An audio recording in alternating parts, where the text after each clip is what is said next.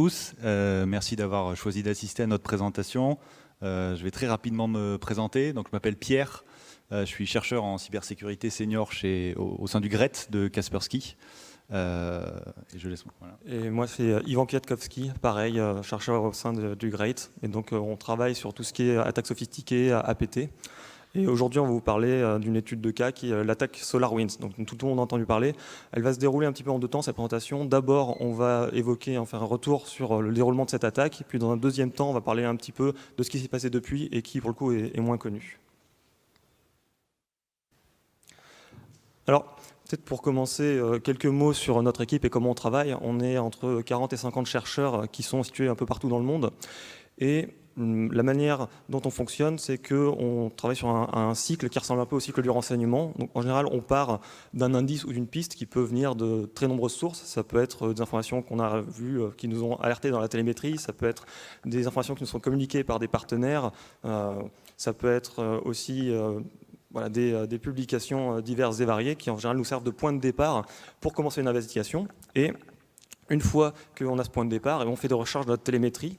On analyse les données qu'on découvre. Alors ça peut être de diverses manières, ça va être des analyses sur la victimologie, mais aussi des analyses sur les codes malveillants, les méthodologies des attaquants, leurs méthodes de propagation, etc. Une fois qu'on a une bonne vision de comment fonctionnent ces attaquants, on développe des nouvelles méthodes de détection qui passent bien sûr à travers notre antivirus, mais aussi des outils que nous on développe en interne, qui nous permettent, avec ces premières informations, ces premiers éléments découverts, d'enrichir en fait notre connaissance et d'avoir accès à des nouvelles informations qu'on va découvrir sur la base de ces éléments initiaux. Et ensuite, une fois qu'on a une vue suffisamment compréhensive des activités de l'attaquant, on passe sur une phase où on décrit ces activités à nos clients, on écrit des rapports qui sont ensuite communiqués et permettent aux lecteurs de ce rapport de savoir si, ils sont susceptibles d'être ciblés par les groupes dont on décrit les modus operandi, et si oui, comment s'en défendre, comment les détecter. Voilà. Et éventuellement, il peut y avoir une phase à côté où on publie des informations aussi de manière publique sur notre blog qui s'appelle SecureList. Et ensuite, on repart à la phase départ qui est la nouvel indice, nouvelle piste pour recommencer un nouveau cycle de recherche. Alors une petite précision sur l'équipe. On est une quarantaine de personnes réparties dans le monde entier, 4 localisées en France, dont 3 francophones. Et 2 sont ici en présentation. L'idée maintenant, c'est de partir sur la genèse de l'affaire SolarWinds et d'essayer de rappeler un petit peu comment ça s'est passé en s'arrêtant sur quelques points, notamment techniques, mais pas que. Hop. Voilà. Alors d'abord, comment est-ce qu'on découvre l'attaque SolarWinds ? Ça peut paraître anecdotique dans toute l'affaire, mais c'est déjà un point intéressant en soi. Aux États-Unis, en cas d'incident de sécurité, en fait, c'est assez compliqué de savoir vers qui on va faire remonter la notification, si même on est obligé de le faire, en fonction du secteur d'activité, du fait que l'incident touche ou pas des cartes bancaires, des ministères de tutelle, des organisations ciblées, etc. Et d'ailleurs, le cas SolarWinds lui-même, en fait, a justifié que le Sénat ressorte une proposition de loi de 2012 où il était question de rendre la notification d'incidents obligatoire, d'une part, et de faire en sorte qu'elle soit dirigée vers un organisme unique, d'autre part. Voilà, les sénateurs débattent encore aujourd'hui et il apparaît vraisemblablement qu'il faudrait même une nouvelle organisation pour assurer ce rôle-là aux États-Unis. Donc c'est finalement très compliqué. Et en revanche, il y a quelque chose avec lequel on rigole pas aux États-Unis, c'est la loi du marché et la bonne information des investisseurs. Donc à côté des considérations spécifiques de cybersécurité, l'autorité de contrôle des marchés, qui est la SEC aux États-Unis, a déjà recommandé depuis plus de 10 ans qu'il fallait notifier ces incidents comme nécessaire information aux investisseurs actuels et potentiels. Sans quoi on pourrait toujours imaginer que ça a été caché, que des incidents aient été cachés pour favoriser certains investisseurs plutôt que d'autres. Voilà, donc depuis 2018, la SEC est même un peu plus directive et c'est plus simplement une recommandation qu'elle fait, c'est une communication, une déclaration officielle de la Commission. Et en conséquence, toute entreprise cotée en bourse, finalement, est largement encouragée à notifier ces incidents. Et donc, finalement, c'est FireEye, prestataire de services et éditeur de produits de cybersécurité, qui tire le premier en déclarant un incident à la SEC et pas une autre organisation, le 8 décembre 2020, évoquant la possible copie d'outils internes utilisés à des fins d'audit. Donc à ce stade, FireEye sait peut-être déjà comment l'intrusion a été permise, mais ne déclare que ce qui s'est passé sur son périmètre. C'est sa responsabilité, il n'a pas à faire autre chose. Et puis, l'éditeur concerné, SolarWinds, déclare lui-même le problème le 14 décembre.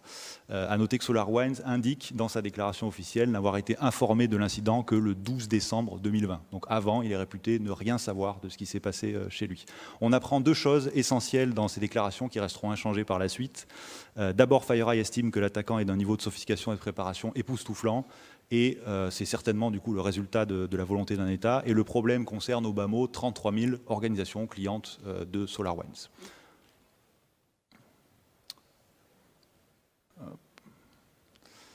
Alors voilà, si on revient sur le problème au juste, le problème c'est la compromission de la chaîne d'assemblage, on y reviendra, de l'outil Orion de l'éditeur SolarWinds. Donc du 26 mars au 4 juin 2020, concrètement, les mises à jour du logiciel Orion, téléchargées depuis les serveurs officiels de SolarWinds, je viens de tomber, c'est dommage, sont piégées et délivrent au client la mise à jour, hein, ça c'est inscrit, mais également un code malveillant dénommé Sunburst.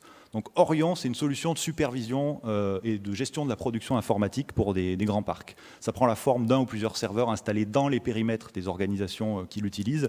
Et du coup, ça a accès chez les organisations clientes à un périmètre plutôt large, parce que le but du jeu, c'est de superviser tous les assets informatiques du parc informatique. Mais surtout, une solution comme Orion est très largement déployé. En fait, c'est un leader mondial. Donc, SolarWinds revendique plusieurs centaines de milliers de clients au moment des faits, dont une large partie sont en fait des organisations majeures et gouvernementales aux US. Donc, dans le détail, le piège Sunburst est intégré de façon remarquable dans une bibliothèque logicielle de l'outil Orion, dont le code est exécuté régulièrement pour charger des modules additionnels. Donc, c'est une routine qui s'exécute toute seule régulièrement une fois qu'on utilise Orion. Et cette routine, elle a été modifiée d'une dizaine de lignes pour exécuter une tâche supplémentaire. Et cette tâche supplémentaire, c'est le lancement du code malveillant Sunburst, également intégré dans la même bibliothèque. Et ce code, il est écrit en respectant scrupuleusement les normes ou les conventions de programmation de SolarWinds. Et du coup, si on regarde ce code, on a vraiment l'impression que ça a été écrit au sein de cette bibliothèque et que c'est du code légitime. Alors, peut-être avant de rentrer un peu plus dans les détails techniques, on peut se poser la question de savoir qu'est-ce que c'est exactement une attaque par la chaîne d'approvisionnement. Alors, en 2018, quelqu'un qu'on ne nommera pas, mais qui est très très beau, a fait une présentation ici au FIC, et sur ce sujet précisément, en indiquant que vraisemblablement, ce vecteur deviendrait de plus en plus important à l'avenir. Voilà. Et qu'est-ce que c'est une attaque sur la chaîne d'approvisionnement exactement? C'est une rupture quelque part dans la chaîne de confiance. Alors, dans le cas le plus courant, on peut penser à une société qui est éditrice de logiciels et qui développe un produit qui peut être composé de tout un tas de différents composants. Et une fois que ceux-ci sont prêts, en fait, ils sont assemblés et puis, dans le meilleur des cas, signés numériquement. Voilà. Et une fois que ils sont prêts à être déployés vers les clients, ils sont transférés vers le ou les serveurs de distribution. Et enfin, à l'issue, ils sont propagés jusqu'aux clients finaux. Alors, malheureusement, si jamais un adversaire donc voilà, là c'est les clients finaux. Si jamais un adversaire était en mesure en fait d'intervenir avec ce processus-là, potentiellement, il pourrait ajouter des modifications dans le code source de l'application qui, en fait, seraient indistinguables des modifications ajoutées par les développeurs légitimes de l'application. Et par exemple, il peut changer le code source, voler le certificat signature pour usurper l'identité du développeur, etc. Et en fait, dans le pire des cas, ces modifications, elles vont être propagées vers les utilisateurs finaux. Voilà. Donc, c'est une attaque qui est assez dangereuse parce que finalement, en attaquant une seule cible, une seule entreprise, l'attaquant va avoir accès à l'ensemble des utilisateurs qui se trouvent derrière. Et donc, une intrusion peut en fait conduire à des centaines d'organisations victimes. Donc, c'est un vecteur qui est particulièrement dangereux. Alors, ces attaques par la chaîne d'approvisionnement, il y en a eu un certain nombre déjà. On peut signaler par exemple le cas de NotPetya qui a eu lieu en 2017 où les mises à jour d'un logiciel de comptabilité ukrainien avaient été modifiées pour distribuer une charge malveillante et qui pendant un temps avait d'ailleurs été confondu avec un ransomware. En fait, en pratique, il s'agissait vraisemblablement d'une opération de sabotage. Et d'ailleurs, c'était une attaque qui était relativement sophistiquée parce que ce faux ransomware contenait, on va dire, des capacités de réplication automatique qui étaient basées sur un exploit à l'époque qui venait d'être découvert, qui s'appelait Eternal Blue, et donc qui permettait vraiment à ce ransomware, ou ce faux ransomware, pseudo-ransomware on appelle ça, de se répandre automatiquement dans le réseau puis d'infecter le plus de machines possible. Et donc c'est une attaque qui a causé énormément de dommages financiers, c'est réputé être l'attaque la plus coûteuse de l'histoire de l'informatique. Mais ce n'est pas la seule. Dans le même genre, il y avait eu l'attaque qu'on appelle Shadowpad en 2017, Shadowhammer à partir de 2018, qui ont exploité les outils CCleaner, NetSarang. Il y a eu aussi un outil de mise à jour de Asus, même des jeux vidéo qui avaient été utilisés pour déployer des codes malveillants à des fins d'espionnage. On peut aussi évoquer une campagne qui s'appelle Cloud Hopper, attribuée explicitement à PT10. Il me semble qu'il y a eu une attribution officielle du gouvernement américain qui relie cette attaque au MSS chinois et qui, lui, se focalise non pas sur directement la chaîne d'approvisionnement logiciel, mais sur les MSP. C'est-à-dire que c'est un attaquant dont la spécialité, c'est de pirater des MSP pour ensuite se répandre chez leurs clients. Donc, ce n'est pas exactement une attaque supply chain au sens traditionnel, mais ici, le produit visé, c'est non pas les logiciels, mais un service. Fondamentalement, en fait, en termes de concept, c'est vraiment la même démarche. Alors, avec SolarWinds, la supply chain attack a vraiment bénéficié d'un regain d'intérêt par la communauté parce que c'est une attaque qui a eu un retentissement médiatique majeur. Et on a tendance à qualifier comme telles des attaques qui n'en sont pas forcément. Donc il faut bien avoir cette distinction. Ce n'est pas parce qu'on exploite une vulnérabilité dans un produit qu'on a compromis que lui-même il est dans la chaîne qu'il est dans la chaîne d'approvisionnement des clients. C'est vraiment là une modification logicielle qui est apportée en amont et qui ensuite se retrouve déployée dans l'ensemble du parc que des clients. Alors on continue l'aventure en s'intéressant plus globalement à la méthodologie employée pour l'attaque SolarWinds et évoquer ensuite ses conséquences. Donc l'approche générale de l'attaque l'approche générale de l'attaque SolarWinds, déjà, elle mérite un arrêt sur image pour prendre conscience de l'ampleur de l'opération. Globalement, et comme toute bonne opération militaire, diraient certains, c'est une approche en 3 phases. Donc la première phase, c'est pénétrer de nombreux systèmes informatiques d'un coup, dont celui des cibles réelles, mais pas exclusivement. Pourquoi pas d'ailleurs se laisser porter par une opportunité en fonction des cibles qu'on aura pu atteindre et si le temps permet. Si les cibles sont dures, au coup il y en a beaucoup, en fait c'est beaucoup plus simple de compromettre une fois un éditeur ou partenaire de confiance commun à toutes ces cibles que de compromettre une par une toutes ces cibles difficiles. Seulement voilà, la difficulté ici c'est d'identifier le maillon commun d'intérêt et qui fonctionne pour toutes ces cibles. Deuxième phase, valider et consolider l'accès obtenu. C'est-à-dire qu'avec une supply chain attack, on va potentiellement compromettre tout un tas d'assets dont on n'a rien à faire pour notre opération.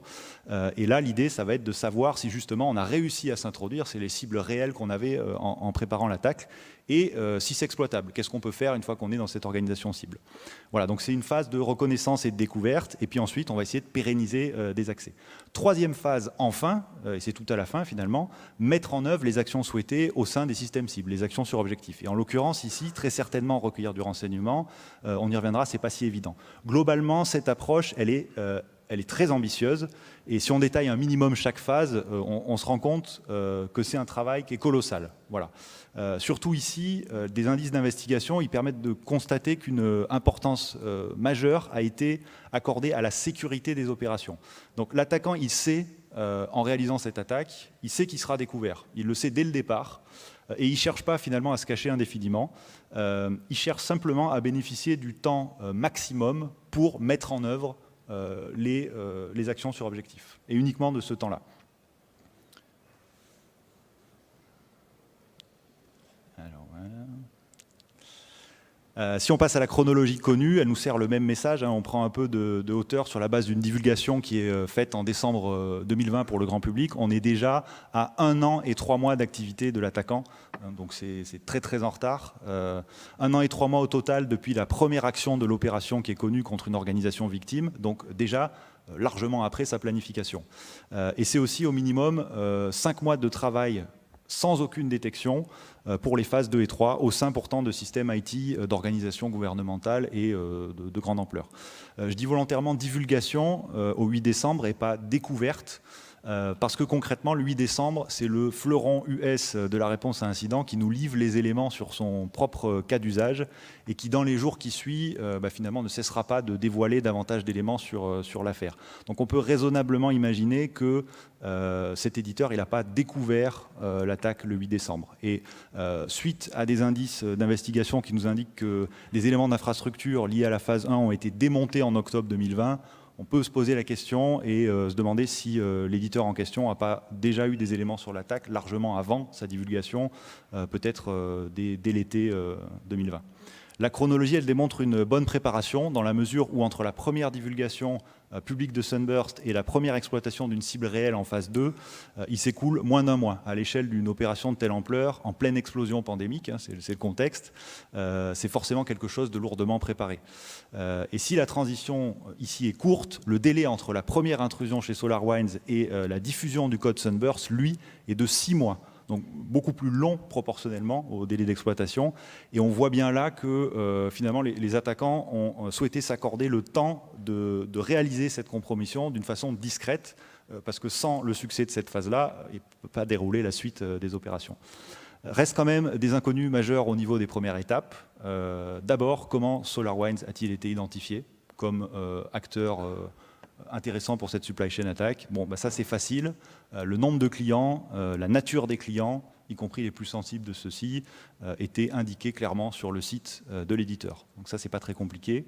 Ensuite, comment l'attaquant rentre-t-il chez SolarWinds au départ? Alors, rien d'officiel, hein, mais des recherches en source ouverte ont permis de déterminer qu'un accès FTP à des serveurs qui étaient impliqués au déploiement des mises à jour était protégé par un mot de passe extrêmement simple, et ça a été diffusé par ailleurs dans un dépôt de code source d'un stagiaire, et ça a été confirmé devant le Sénat US récemment.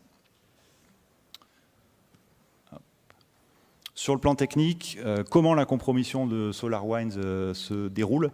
Grâce à un autre code sophistiqué qui sera dénommé ensuite Sunspot, qui a pour vocation de compromettre la chaîne d'assemblage, ou plutôt de compilation d'Orion. Sunspot a été introduit comme un processus persistant sur les serveurs qui servent à la compilation du logiciel Orion.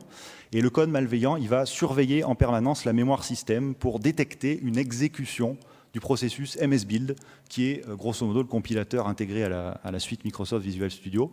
Et lorsque ce processus est lancé et identifié par le code malveillant, eh bien, le code malveillant récupère en mémoire les arguments qui ont été passés à ce processus afin de vérifier si ce processus est en train ou pas de compiler Orion spécifiquement. Si c'est le cas, Sunspot va vérifier que les codes sources compilés correspondent à des versions qu'il connaît. Hein. Sunspot veut agir en terrain connu, entre guillemets, et pas tenter d'agir sur des fichiers de compilation qu'il n'a pas testés. Et si c'est les versions connues, eh ben, Sunspot déchiffre une version modifiée des codes sources, remplace les codes sources originaux par la version déchiffrée, la compilation se déroule et remet les fichiers originaux ensuite. Donc ça produit à la fin, comme c'est une compilation, un binaire qui est chiffré, qui est signé par l'éditeur SolarWinds et qui paraît donc tout à fait légitime. Une grande attention est portée à la discrétion sur cette phase, parce qu'on veut que la modification soit faite de la façon la plus indétectable possible. On n'agit à aucun moment sur le dépôt des codes sources du code d'Orion. On n'agit pas non plus sur le binaire final, hein, ce qui compromettrait sa signature. On agit pile au milieu, dans la chaîne de compilation. Et évidemment, elle n'est pas forcément monitorée, en tout cas pas sur l'exécution du processus compilateur. Alors, si on reprend encore un peu de hauteur pour s'intéresser aux victimes et aux conséquences, alors en premier lieu, il faut rappeler que par construction, Sunburst est déployé très largement. Donc il y a eu une confusion médiatique pendant un certain temps sur le fait que si on avait bénéficié du code Sunburst, finalement on était une cible de cette attaque, ce qui n'est pas forcément le cas. Sunburst, il a été déployé sur un potentiel de milliers, de dizaines de milliers même, de clients. Mais ensuite, la présence de Sunburst ne signifie pas qu'on sera sélectionné par l'attaquant. Donc, il peut y avoir une phase de sélection qui fait qu'à l'issue, le code existe sur votre parc, mais il ne sera jamais exploité par l'attaquant. Et c'est ce qui se passe, heureusement, pour la majorité des organisations qui ont subi Sunburst. Voilà. Et si on a été sélectionné, là, effectivement, il y aura un déploiement de code additionnel qui seront par ailleurs décorrélés ensuite le plus possible de Sunburst pour mettre en œuvre des actions sur objectif. Si on regarde la liste des cibles connues, uniquement celles qui ont été confirmées par au moins 2 sources distinctes, on trouve des organisations gouvernementales US, des fournisseurs de services IT, beaucoup, dont des fournisseurs de services de cybersécurité. Et certains font assez froid dans le dos, puisqu'il y a par exemple le département US de l'énergie qui comprend l'agence chargée de la sûreté nucléaire. Une fois à l'intérieur, l'attaquant cherche à accéder à des emails, des codes sources, des outils internes. Et là, ça ressemble assez clairement à une opération d'espionnage. Mais aussi, l'attaquant cherche à fabriquer des chemins de confiance pour les exploiter ensuite, évidemment. Donc en créant ou détournant des accès, y compris des accès intersystèmes, et ça c'est assez nouveau, interorganisation ou interapplication.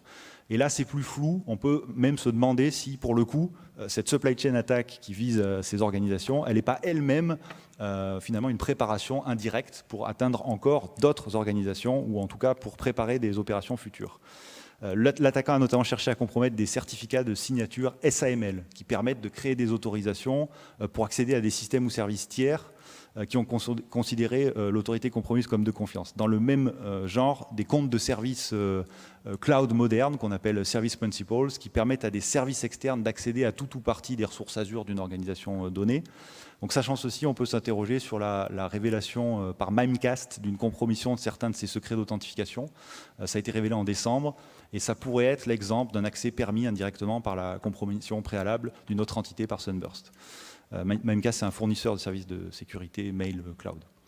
Sur le plan technique, on passe de la phase 1, la compromission Sunburst, aux actions sur objectif grâce au déploiement de codes malveillants additionnels, notamment Teardrop et Raindrop, basés sur la trousse à outils d'outils malveillants de Cobalt Strike, ainsi que certainement Sun Shuttle, on va y revenir. Et c'est donc pas directement Sunburst qui est exploité pour les phases suivantes. Voilà, et comme on est quand même au GRET, on va faire une petite interlude technique et revenir sur des détails relatifs à Sunburst. Donc Sunburst, c'est le code intégré aux mises à jour piégées. En lui-même, c'est déjà une pièce assez particulière. Donc on va évoquer quelques spécificités. D'abord, il est parfaitement intégré au produit piégé de façon très concise. Son exécution, elle est provoquée par le produit légitime dans un contexte légitime.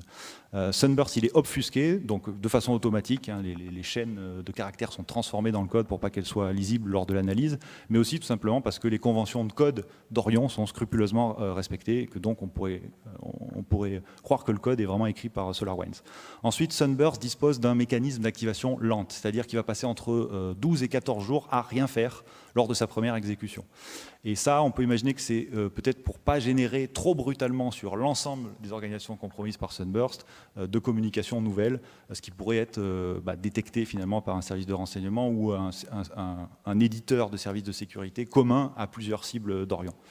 Sunburst met en œuvre un protocole de communication type commande et contrôle assez original qui est basé notamment sur DNS. Donc ce sont de simples requêtes DNS qui servent à récupérer des ordres et à envoyer des informations. Et finalement, on peut aussi évoquer le mécanisme d'autodéfense du code qui va vérifier son environnement avant de s'exécuter et prendre grand soin de ne pas poursuivre s'il se sent mal entouré. Alors un peu plus dans le détail sur le protocole de communication, commande et contrôle qui est relativement innovant en fait, en version simplifiée parce que c'est assez complexe. Sunburst fonctionne comme une machine à état, dont les transitions sont provoquées par des dialogues protocolaires inhabituels et pas si simples. Donc Sunburst schématiquement peut être dans 2 états distincts, un état passif dans lequel il va rester prêt et régulièrement solliciter un contrôleur qui est un serveur de nom via DNS en transmettant des informations obfusquées, encodées sur l'environnement d'exécution. Et ça, c'est juste de l'information envoyée à un contrôleur en attente d'une sélection possible. En cas de sélection, on passe en état actif et là, Sunburst va cette fois-ci établir un dialogue plus conventionnel HTTP avec un serveur de commande et contrôle dédié qui répondra avec des fichiers XML dans lesquels sont encodées des commandes. Alors, on peut faire un point particulier sur la phase de communication qui se passe en DNS. De nombreux fournisseurs de services opèrent leur propre répondeur DNS pour leurs clients et journalisent les échanges DNS. Donc ça a permis à la communauté des chercheurs en cybersécurité, donc Kaspersky, de rechercher dans toutes les données d'historisation DNS qui sont publiques ou en tout cas diffusées, des requêtes qui correspondaient au modèle de communication de Sunburst. Et on a pu notamment identifier des requêtes qui correspondent à des activations de Sunburst, puisque dans ce cas spécifique, le serveur DNS va répondre avec un format particulier qui s'appelle CNAME, et donc finalement indirectement d'identifier des victimes de Sunburst. Alors, dans notre expérience du travail sur le code malveillant au GREAT, on sait que l'étude des similarités permet parfois d'obtenir des indices utiles à l'attribution, ou plutôt à la réfutation d'opérations sous faux pavillon aussi. Et donc on s'est vraiment évidemment penché sur Sunburst, comme tout le monde dans le domaine de la cybersécurité, en raison de l'impact médiatique de l'affaire. Et on a pu identifier en fait des similarités intéressante avec un autre malware, un autre code malveillant qui s'appelle Casuar. Alors Casuar, c'est une backdoor qui a été codée comme Sunburst dans un langage qui s'appelle le .NET et qui a été découverte en 2017 par la société Palo Alto. Mais en fait, ce malware existait depuis à peu près 2015. Et il a été associé par certains revendeurs à un groupe qui s'appelle Turla, réputé russophone. Et on doit constater que nos observations confirment potentiellement le lien entre Casuar et Turla. Donc on a trouvé des traces d'attaques dans lesquelles on voyait à la fois Casuar et puis des outils traditionnellement associés à Turla. Alors, quelles sont les similarités entre ces deux programmes? Pour commencer, Sunburst et Casuar, ils partagent cette méthode d'activation avec un délai long, c'est-à-dire qu'ils arrivent dans le réseau de la victime et ils ne génèrent pas de trafic, ils attendent, ils restent en infection dormante pendant un certain temps, donc qui est plutôt long. Et en fait, c'est quelque chose qui est assez rare dans les malwares. En général, les attaquants arrivent sur une machine tout de suite, ils veulent fouiller dedans. Là, ce n'est pas le cas. Et la manière dont ce délai, qui est aléatoire d'attente, est calculé, en fait, c'est en fait la même opération pour les deux malwares.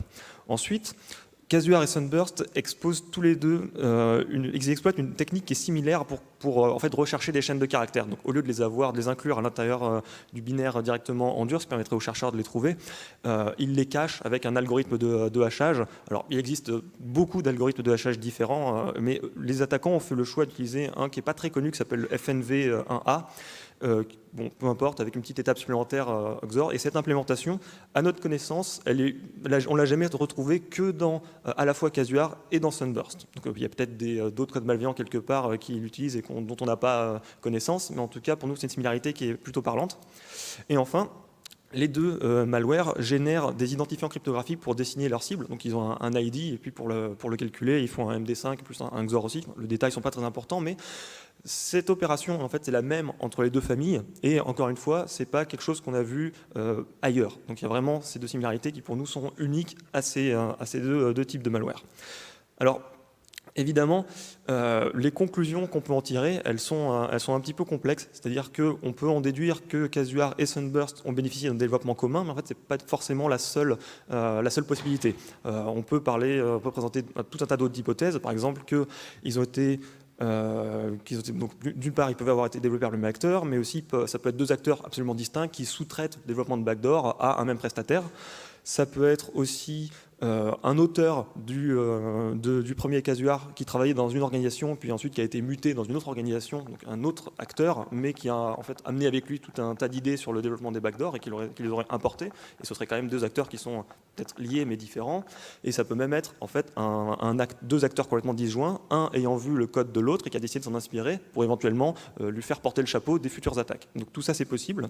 Et c'est pas facile de trancher sur quelle est la réalité de la situation.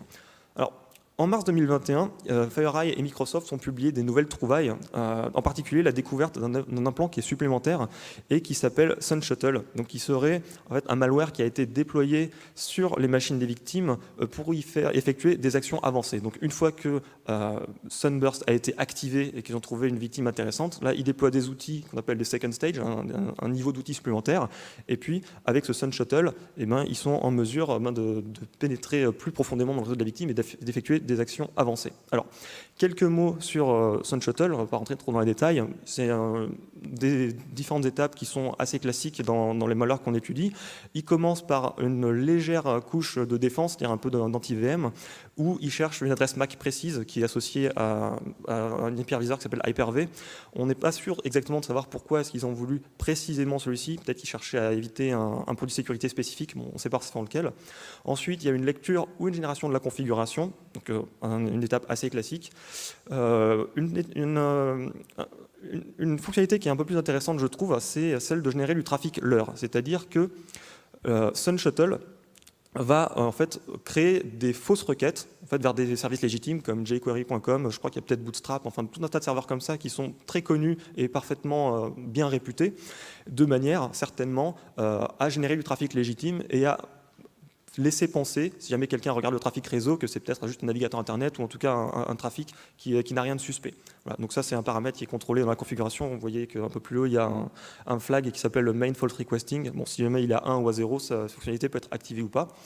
Ensuite, il y a une négociation de clés qui est faite avec le serveur de command and control. Le point qui est intéressant ici, je trouve, c'est qu'ils ont vraiment utilisé des algorithmes de cryptographie qu'on ne voit pas très souvent, notamment RSA, OAEP. Donc c'est, je dirais, relativement sophistiqué. La manière dont ils l'ont implémenté, bon, j'ai quelques suspicions sur le fait que ce n'était pas forcément optimal, mais en tout cas, c'est vraiment des algorithmes qu'on ne trouve pas souvent. Et puis enfin, une fois que toute cette phase de mise en place, elle est effectuée, et ben là, on rentre dans la boucle principale du programme, dans son vrai cœur de métier, on pourrait dire, où il peut effectuer un certain nombre d'actions, mais en fait, ces fonctionnalités, elles ne sont pas extrêmement développées. C'est-à-dire qu'il y a juste la capacité de télécharger des fichiers, envoyer des fichiers qui ont été volés à la victime, exécuter des commandes, et puis c'est tout. Donc clairement, en fait, tout le budget de développement de Sun Shuttle, on voit qu'il a été mis non pas dans les fonctionnalités avancées qui permettent de faire sur les machines des victimes, mais vraiment dans tout ce qui est furtivité et développement de capacités qui permettraient peut-être de se fondre dans un trafic légitime et puis de ne pas être détecté par les victimes. Alors, on peut, en fait, quelque part, la trace de cet acteur qui est à l'origine de l'attaque SolarWinds, qu'on appelle des fois Nobelium, des fois Dark Halo selon les vendeurs, elle s'arrête un petit peu ici. C'est-à-dire qu'après ces révélations en mars 2021, on va dire la piste s'arrêtait là. Il n'y avait pas eu beaucoup de développement après. Et donc, nous, on va faire un petit fast-forward jusqu'en juin 2021. Et alors que la poussière paraissait vraiment retomber autour du dossier SolarWinds, nous on travaille sur des nouvelles investigations, et en particulier une attaque de DNS hijacking qui visait un gouvernement dans un pays d'Asie centrale. Alors, avant de rentrer un peu dans le vif du sujet, qu'est-ce que c'est le DNS hijacking? En fait, pour expliquer ce que c'est, il faut donner en fait quelques éléments sur le fonctionnement d'un protocole dont on a déjà un petit peu parlé, qui est le protocole DNS, et qui sert à beaucoup de choses. Alors, sur Internet, en fait, on a l'habitude d'utiliser des noms de domaine pour accéder à des sites. Par exemple, si jamais on veut aller sur google.com, facebook.com, c'est ce qu'on tape, on tape facebook.com. Mais en fait, pour un ordinateur, ces noms-là, évidemment, ils n'ont aucun sens, parce qu'un ordinateur, pour aller se connecter quelque part, il a besoin d'une adresse IP. Et donc, pour que ça fonctionne, il y a besoin d'un service qui fait la conversion de tous ces noms de domaine en adresse IP. Et ça, c'est réalisé à travers des sortes de grands annuaires géants qui comportent que n'importe qui peut requêter. Et en fait, une requête légitime pour un utilisateur qui voudrait aller sur, par exemple, site.com, ça se déroulera en plusieurs étapes. Et la première, en simplifiant un tout petit peu, c'est l'utilisateur demande à un serveur qui est dit autoritaire à qui il doit s'adresser pour avoir l'information voulue. Voilà. Donc ça, c'est nécessaire parce que, bien sûr, on ne peut pas stocker l'ensemble de toutes les correspondances au même endroit. Il y en a beaucoup trop. Et donc, on pose la question à un serveur qui est dit autoritaire, et puis lui, il va répondre en substance, demande à un machin parce que c'est lui qui sait. Voilà. Et donc, ensuite, l'utilisateur, il peut faire une deuxième étape. Il va poser la question à ce nouveau serveur en disant, bon, d'accord, je sais que tu sais où se trouve site.com, est-ce que tu peux me donner son adresse? Et puis ici, par exemple, il y aura une réponse du genre, tu peux aller sur l'adresse IP 1234, l'utilisateur se connecte, et puis il est au bon endroit. Voilà. Alors maintenant, supposons que d'une manière ou d'une autre, un attaquant soit en mesure d'interférer avec ce serveur autoritaire. Alors, en pratique, c'est moins compliqué que ça n'y paraît, ça peut se faire en accédant à une console d'administration ou l'entreprise qui a revendu le nom de domaine. Moi, par exemple, j'ai un nom de domaine kifatkowski.fr qui est enregistré chez OVH. Si quelqu'un vole mes identifiants OVH, en fait, il peut effectivement faire cette modification et dire maintenant, le serveur autoritaire, c'est plus celui qui est par défaut, mais un autre qui en fait est celui de l'attaquant. Et si jamais il se passe quelque chose comme ça, le nouveau serveur qui sera indiqué pour poser la question, ce sera un qui sera contrôlé par l'attaquant. Et puis, celui-ci, au lieu de répondre à l'adresse IP 1234, eh ben, il pourra répondre quelque chose de différent comme 11, 12, 13, 14, qui, celui-là, va être un site qui est contrôlé par l'attaquant. Et en fait, quiconque essaye de s'y connecter, eh ben, il sera redirigé vers cette nouvelle adresse. Et ça, c'est en fait très intéressant pour les attaquants, parce qu'en fait, du point de vue des protocoles d'Internet, du point de vue de l'architecture réseau, de l'infrastructure mondiale, le vrai site légitime site.com, maintenant, c'est vraiment 10.11.12.13 qui est contrôlé par l'attaquant. Donc, il y a vraiment un remplacement qui est fait à ce niveau-là. Alors, ce scénario peut paraître un petit peu théorique, mais voyons un peu comment est-ce que ça peut être utilisé par un attaquant pour mener des attaques. En fait, imaginez qu'un attaquant puisse rediriger tous les visiteurs, par exemple, mail.gov, n'importe quel pays, non pas vers le site d'origine, mais vers un site que lui, il a créé. Et en fait, c'est ce qui s'est passé dans cette investigation-là, dans cet incident. Les attaquants ont créé des nouveaux sites qui ressemblaient à des serveurs mail gouvernementaux, qui ressemblaient trait pour trait à l'original, et en fait, il suffisait d'attendre que les utilisateurs légitimes se connectent à leur webmail légitime, d'attendre qu'ils entrent leur mot de passe, et puis ensuite, de réutiliser ces mots de passe éventuellement sur les serveurs d'origine. Et là-dessus, les victimes en fait, n'ont aucun moyen de se protéger parce que, encore une fois, du point de vue de tous les protocoles, ils sont effectivement sur le vrai site mail.gov. quelque chose. Donc, il n'y a vraiment pas de défense possible. Alors, sur la capture d'écran de droite, on voit aussi qu'en prime, les attaquants, ils avaient mis en place un message d'erreur qui, dans le bandeau rouge, là, qui indiquait, il invitait les utilisateurs à télécharger une mise à jour de sécurité et qui, en fait, était un malware qui s'appelle Tomiris. Alors, Tomiris, fonctionnement, je ne vais pas rentrer vraiment dans les détails, il n'y a pas grand-chose à dire dessus parce que le malware lui-même, il n'est pas très compliqué. C'est-à-dire qu'il fait le travail, mais il n'y a pas de fonctionnalité avancée, il n'y a pas beaucoup de fonctionnalités tout court. Tout ce qu'il est capable de faire, c'est de télécharger des programmes sur Internet et puis de les exécuter sur la machine locale.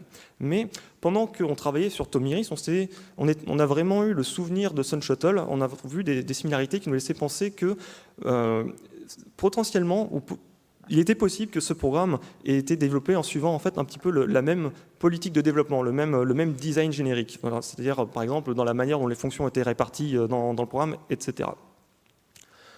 Alors, pour récapituler un tout petit peu, donc les deux malwares sont... le Tomiris est écrit en Go, bon, il y a un séparateur, etc. Mais si jamais on regarde côte à côte avec Sun Shuttle, eh ben, on a vraiment le sentiment que il y a eu une approche du développement qui est assez similaire. Donc il y a eu des erreurs de programmation communes en fait, dans les deux malwares, donc en plus des informations qui sont présentées sur le tableau, donc notamment sur la manière dont ils utilisent les générateurs pseudo-aléatoires. Ils ne le font pas tout à fait correctement et c'est présent dans les deux familles. Il y a des fautes d'anglais comparables dans les deux familles de malware, etc. Et en fait, aucun de ces éléments qui sont présents dans ce tableau, pris individuellement, ne permettrait d'établir un lien formel entre les deux familles de malware. Mais en fait, même pris tous ensemble, il faut vraiment rester très précautionneux. Mais notre hypothèse de travail à ce stade, c'est que Tomiris pourrait avoir été créé par les mêmes développeurs que Sun Shuttle, en tout cas une fois avec toutes les mêmes hypothèses qu'on a vues précédemment. Et elle est étayée par divers éléments techniques, mais elle ne peut pas être considérée comme une certitude à ce stade. C'est-à-dire que c'est vraiment l'opinion, certes informée, mais pas définitive, d'un analyste qui a travaillé sur les deux malwares. Voilà. Et si jamais elle se confirme, la chronologie indiquerait que Tomiris pourrait en fait être le successeur de Sun Shuttle, développé au début de l'année 2021 pour remplacer tous les outils qui ont été découverts pendant l'attaque SolarWinds. Et ça constituerait en fait une illustration très intéressante de la manière dont les APT réagissent à la capture en fait, de l'une de leurs backdoors. Ça montrerait que quelques mois après s'être trouvé au cœur d'une tempête médiatique, Dark Halo, Nobelium, cet acteur-là, était de nouveau capable de mener des attaques sophistiquées, donc avec un DNS hijacking, c'est quand même pas rien, et puis avec un arsenal renouvelé, ou en tout cas en cours de renouvellement, puisque Tomiris est quand même moins évolué que Sun Shuttle. Alors, je voudrais juste résumer un petit peu les différents liens qu'on a vus ici. Donc, comme on l'a vu au début, entre Sun Shuttle et Quasar et Sunburst, en fait, on a un petit lien faible qui été présenté un peu plus tôt, donc avec l'algorithme FNV1A, la génération d'identifiants, qui est malheureusement un lien faible, c'est-à-dire qu'on ne considère pas que ça suffit vraiment à lier les deux attaques ou les deux familles de malware ensemble, mais en tout cas, c'est déjà un faisceau d'indices. Ensuite, basé sur ce que je viens de présenter, en fait, on peut dire qu'entre Sun Shuttle et Tomiris, on suspecte qu'il y a des pratiques de développement similaires et donc potentiellement que ça a été créé par des développeurs qui partageraient des manières de travailler, on pourrait dire. Voilà. Et finalement, on peut aussi rajouter un petit lien ici qui, en fait, est basé sur le fait qu'on a découvert Tomiris et Casuar sur le même réseau de victimes. Alors malheureusement, on n'a pas ce lien de causalité, on va dire cette main dans le sac, quelque part, le smoking gun, qui nous permettrait de dire que l'un a été déployé sur le réseau grâce à l'autre. On sait qu'ils étaient tous les deux présents, mais potentiellement, on est obligé de reconnaître qu'il pourrait s'agir de deux attaques indépendantes, malgré tout. Donc, un lien faible ici. Et de manière générale, on a le sentiment qu'il nous manque vraiment un petit indice quelque part, peut-être une preuve pour arriver à mettre toutes ces attaques dans le même sac et vraiment attribuer l'ensemble des familles au même acteur qui serait donc Dark Halo ou Sun Shuttle. Donc peut-être qu'on y arrivera à terme. Voilà, donc la grande révélation de ça, c'est qu'on n'y est pas... on n'y est pas complètement parvenu pour l'instant, mais vous voyez, on continue de trouver des éléments qui finalement nous rattachent aux outils qu'on a découverts pendant le cas SolarWinds. Il reste encore pas mal de trucs à découvrir sur le sujet, je pense, sur l'aspect technique déjà par les comparaisons qu'on fait, et puis ensuite évidemment par des résultats d'enquête, même partiels, qui seront publiés dans les mois et années à venir, certainement.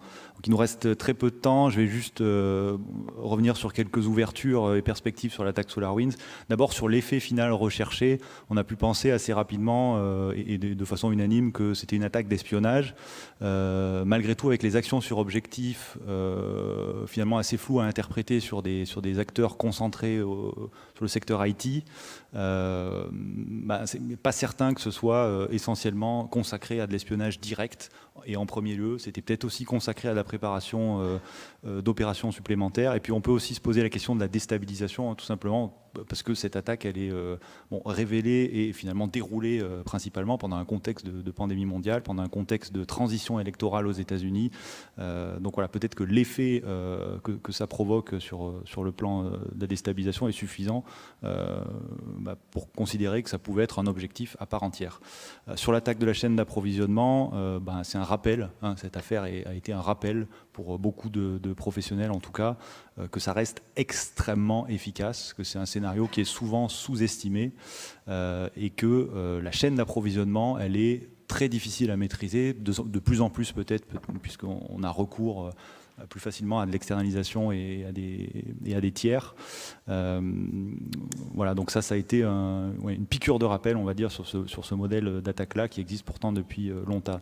Sur le dispositif de la campagne de l'attaque SolarWinds en lui-même, je l'ai dit suffisamment de fois, mais c'est assez remarquable parce que c'est précis et lourdement préparé. Donc c'est un attaquant qui est très déterminé et qui évidemment ne va pas s'arrêter après une découverte et une médiatisation. C'est remarquable d'efficacité et de discrétion, on l'a vu, à rester 1 an sans aucune découverte au sein d'organisations gouvernementales américaines et de leaders du secteur numérique. C'est quand même une certaine prouesse aujourd'hui. Et ça démontre une capacité de planification, d'opération et de développement de l'acteur qui est quand même assez époustouflante. Très rapidement, comment on se protège contre ce type d'attaque ? C'est très complexe. C'est certainement fait à plusieurs niveaux. Au niveau des éditeurs de solutions informatiques d'abord, ils doivent être conscients, quel que soit leur rôle, quelle que soit leur clientèle, ils peuvent être pris pour cible. Et ça, je pense que ce n'est pas évident dans la tête de tout le monde aujourd'hui. Pas pour cible directe, mais pour cible indirecte, qui va permettre ensuite une attaque par chaîne de l'approvisionnement. Au niveau des entreprises et organisations, l'idée c'est de travailler sur l'exploitation d'outils de confiance. Donc comment on fait une exploitation d'outils de confiance? On peut s'appuyer sur de la labellisation, on peut s'appuyer sur des mécanismes d'audit, d'inspection, de contrôle, etc., y compris de pair à pair. Mais à un moment donné, il faut surtout considérer que n'importe quel outil externe qu'on exploite, il ne faut pas lui laisser un accès démesuré à son périmètre IT. Et donc il va falloir dans tous les cas cloisonner et limiter au maximum par conception et par intégration le périmètre d'outils tiers, y compris populaires et audités, qu'on utilise. Sur le plan technique, on ne sort pas vraiment du classique. Il n'y a rien sur le plan technique qui est fondamentalement nouveau, exclusif ou qui avait vraiment été jamais vu auparavant dans toute la série de malware qu'on a déjà documenté ou d'APT qu'on a déjà décrite. Simplement, l'assemblage est quand même assez costaud. Et au niveau de la défense, il faut vraiment pouvoir intervenir sur de très nombreux plans sur une attaque comme ça pour pouvoir découvrir ce qui se passe. parce qu'il y a un grand soin qui est apporté à la discrétion et à la décorrélation des différentes phases de l'attaque une fois que Orion a servi au déploiement de Sunburst. Donc ça va être surtout un travail sur des capacités à détecter quelque chose et à réagir rapidement après la détection de ce premier événement avec des opérations de forensique et de suivi, de traçabilité des chemins d'accès qui ont été déroulés par l'attaquant. Voilà, très rapidement, et puis bon, le temps est écoulé, donc... Ouais, voilà, donc on est quasiment au bout du temps. Je pense qu'on a le temps pour une question peut-être, mais si jamais vous en avez d'autres, n'hésitez pas. On sera sur le stand de Kaspersky jusqu'à la fin de la journée vraisemblablement, donc n'hésitez pas à passer, puis on sera ravis de discuter de ça avec vous. En tout cas, merci beaucoup pour votre attention.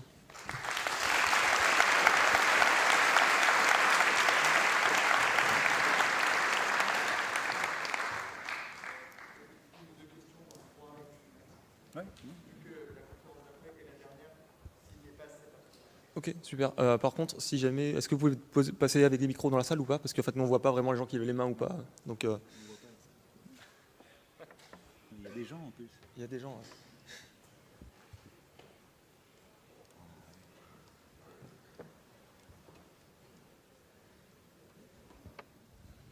Bon, pas de questions maintenant, c'est pas grave. Hein.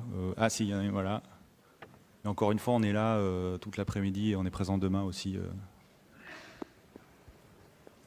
Dans le cas de l'attaque DNS, est-ce qu'une authentification ou une certification DNSSEC aurait pu protéger le serveur?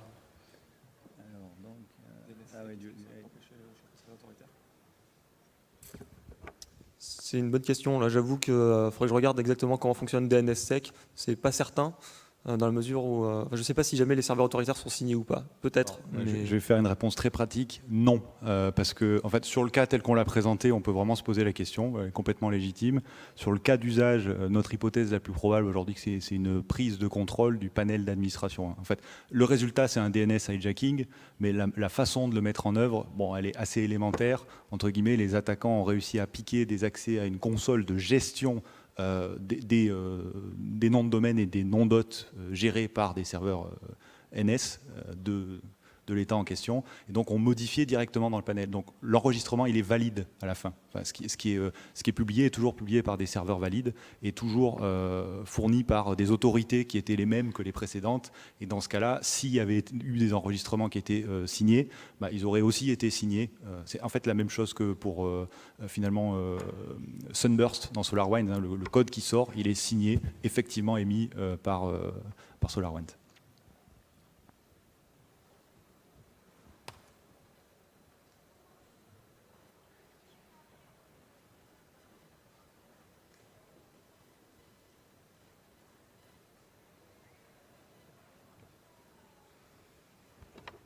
Voilà, donc merci encore pour votre attention et encore une fois, on est présent 2 jours. Merci.